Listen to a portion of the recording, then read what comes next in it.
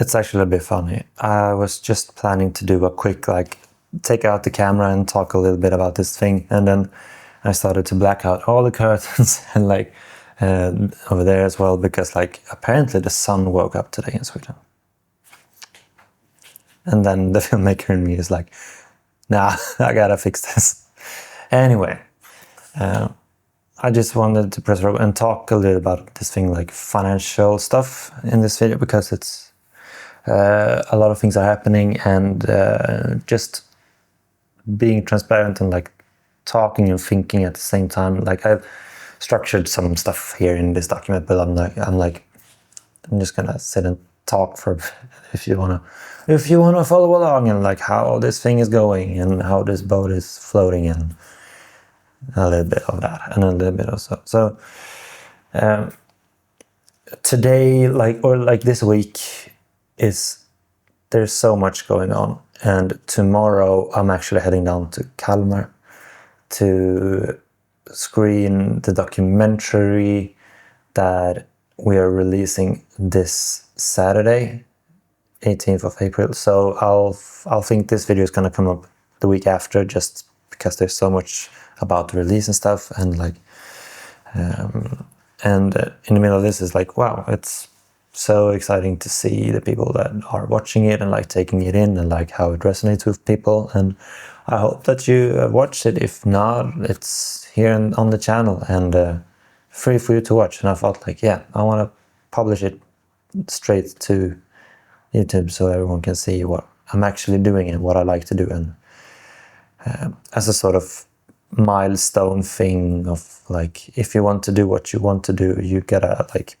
take initiative and do it first and show people that I can do this kind of things, and not just sitting there waiting for something to pop up. Like now I've met with a lot of different artists or like friends of Ida that are also pursuing this career in music, or like some of the people in the industry, and just talked about the project, and like yeah, so I'm all over there in my brain right now, but at the same time it's just nice to sit down and get things out of here and into the yeah, I want to talk a little bit about like financial stuff, and it sounds really boring because it's kind of is, but also I'm in a kind of new situation with this company and like what I'm doing right now. Like from January to April, I've had like tons of different projects and a couple of new projects, or new clients, or new potential collaborations, and I'm just like, whoa. Now I can actually start to count on myself that like these things are recurring. Like previous years, and when I've been working with this, I've always been like, yeah, it's good to take this job as well because I never know what's going to happen next month. That kind of mindset. And now I'm instead like looking into buying an apartment for the first time. I'm also leaving this co-working office this summer to pursue something a bit more exciting on that front, I hope. And like all of these things like kind of makes me think like, what is actually being financially stable? What does it mean in 2026? And that's what I want to talk about. Like I see that I have a lot of gigs and projects, which is super exciting. But I also kind of gotten a bit of a flipped perspective of what's like financially stable nowadays. Because yesterday we watched this show that's kind of popular in Sweden called Postkodmiljonären, or it's like the Who Wants to Be a Millionaire Swedish version.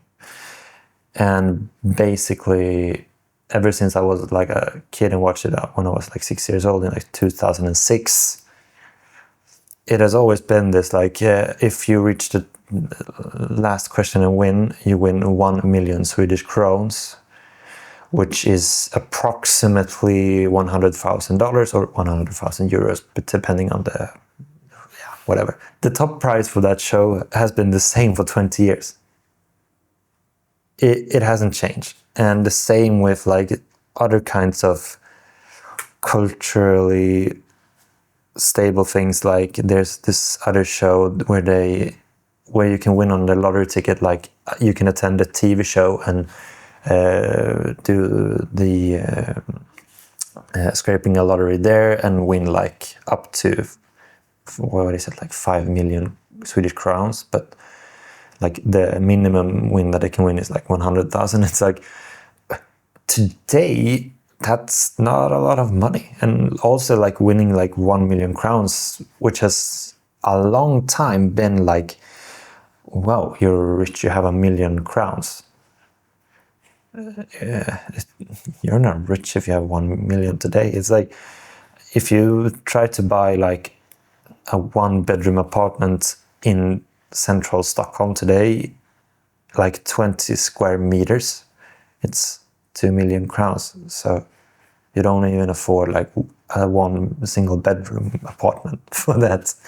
So no, you're not rich if you have that, but of course you're good. You're stable and like you're good to go. But yeah, it's just interesting to see like how things change. Some things are constant, like those shows, but reality is not the same. Like if you had 1 million 20 years ago, yeah, you were kind of rich, I guess. But today, with inflation and like rising costs and like living and everything, yeah, you're decent. But anyway, so as I've started to kind of see that the beginning of this year has gone pretty good, I can start to plan things economically in the company and everything. And I'm planning to buy my first apartment during the spring, which is super exciting. I haven't done it yet, but like it's really close, I think. And it feels like when you're signing that contract, it's like, oh, I'm putting a lot of trust in myself, as trusting myself that, yeah, you will figure things out with like clients and projects and everything. And like, you're signing up for a loan of 2 million crowns here. Trusting that you do what you do. And that has twisted some thoughts in my brain the last couple of weeks and months as well. But at the same time, when you do those like analyzing and stuff, then you realize how you need to charge your clients as well. Like, so yeah, you need to understand reality as well, which apparently those TV shows haven't done like in 20 years. But so like, yeah, that was a bit of a reality check when you're looking at like, yeah, interest rates and like the bank loans and like calculating what it's going to cost every month for that apartment or that kind of spectrum that I'm looking for. I'm looking for like a 1.5 or 2 bedroom apartment just outside of the inner circle of Stockholm. Because there the prices are a bunch lower, or like a lot lower than in the inner circle, which is like... and also like planning for that purchase and like or as well, like with the new potential co-working office, like I'm also a bit like uncertain and like scared of like reality check, like like in 3 months will I have anything? I know that I have like 4 or 5 really good partners or like collaborations with like 2 or 3 different production companies and 2 of my own like real clients that wants to produce stuff continuously, like a retainer. But it's still like, can I trust myself that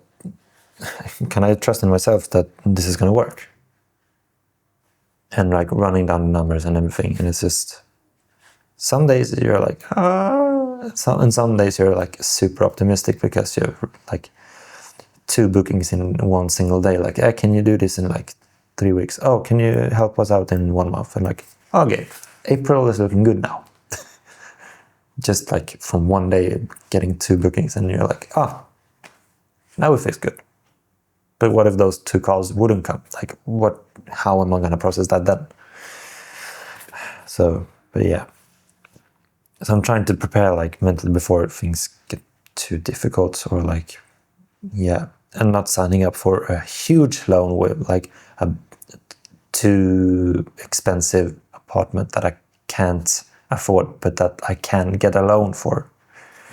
Because I don't want to max out a loan, and I do want to like, what do you call it? Like here in Sweden, they just passed this law that you can loan up to 90% of the cost of the apartment. So you just had to put in 10% when you're moving in. And I'm like, I don't really want to do that because that feels sketchy and risky for me. If interest rates are going up and there are wars happening, and like, who knows what's going to happen in half a year. And so I'm like looking into like putting in 15-20% and like planning to like minimize a little bit of the risk and not just maxing out and like taking the biggest loan I can and like putting in 10% and just like woof. No, so yeah, that's a bit like planning, I guess. But so to sum this up, like, yeah, being rich is not the same amount like 20 years ago and now. It's 2 completely different worlds, and I guess it's the same for you, wherever you're working from. Like 1 million crowns 20 years ago compared to 1 million crowns today, you're not rich, you're not like middle class more. And like the differences of like what's the perspective being, what's middle class today and what was like being rich 20 years ago, and who knows what's going to be in like 10-15 years from now as well. What do you need to have like 10 million crowns in your bank account to be counted as rich? I don't know.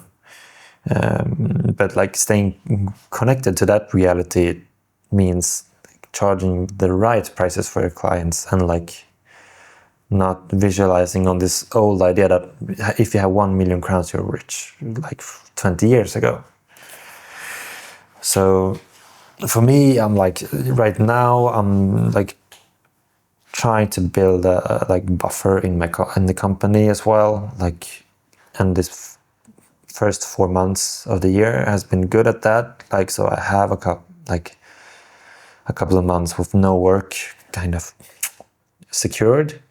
And also last year I got like a financial results, so that I have like 50,000 crowns or like $5,000 in a fund in the company that is ready to be taken out if like nothing is happening, and it's in an interest or like a global fund, so it's like kind of not sitting still. So that's also nice to see that you can build those small buffer zones in the company, like believing in what you do, even if you have like 4 months of like really, really nothing or whatever, and then you can just focus on. And like if those kinds of months happen, you can either like take a vacation, relax, what now that means, or like try to plan ahead or like structure things out, like what is going good, what is going bad, and like how can I improve? Should I take a course now when I don't have tons of work this month? Should I like invest in other types of things to like become better at my skill? An empty month could actually be good as well, and that's what I'm starting to realize when you create those buffers.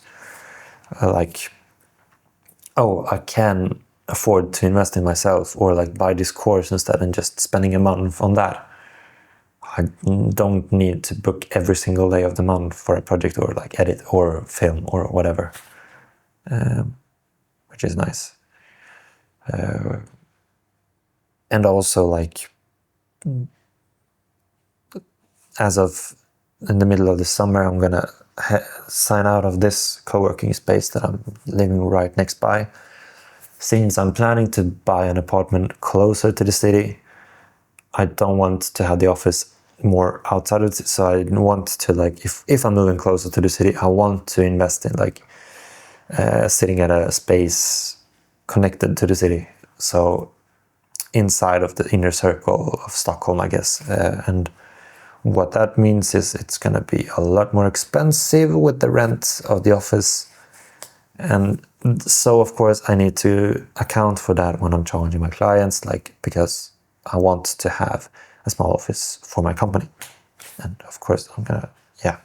So the same there, like staying connected to reality. What does it cost to rent an open co-working space in Stockholm? What does it cost to have a small room inside of a co-working office in Stockholm? I'm not gonna go for my own office, like because then you have to sign like internet, you have to sign for electricity, and like be responsible for everything. If you're just signing onto a co-working space and having your own room, they take care of like kind of everything, and that's super nice, I think, because then I can focus on filming and doing what I like to do, and not like calling the internet provider like, hey, what's happening with my invoice and stuff. No, I don't want to do that. So yeah, I'm looking forward to moving closer to the city, and also moving my business closer to the city. But then I need to connect to like, what does it cost to be closer to the city? Like, I'm in the suburbs kind of now, and prices are not the same.